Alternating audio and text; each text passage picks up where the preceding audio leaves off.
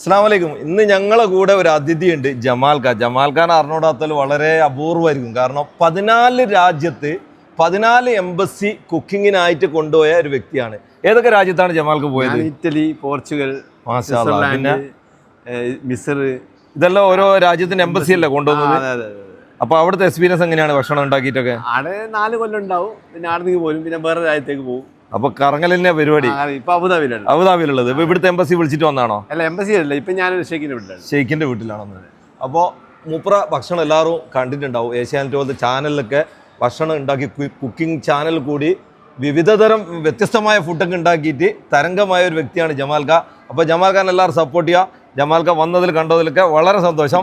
ജസാക്കല്ലാഹ് ഖൈർ. അപ്പോൾ ജമാൽ ഖാന്റെ ഇൻസ്റ്റാഗ്രാം പേജ് ജമാൽ കിച്ചൻ ഉണ്ടാവുക, എല്ലാവരും സപ്പോർട്ട് ചെയ്യുക. ഫേസ്ബുക്ക് ജമാലു കിച്ചൻ, പിന്നെ YouTube Jamal kitchen. Jamal kitchen. അപ്പോൾ ജമാൽ ഖാൻ ആരെങ്കിലും കാണാൻ ആഗ്രഹം ഉണ്ടെങ്കിൽ ഞങ്ങളുമായിട്ട് കോൺടാക്ട് ചെയ്യുക.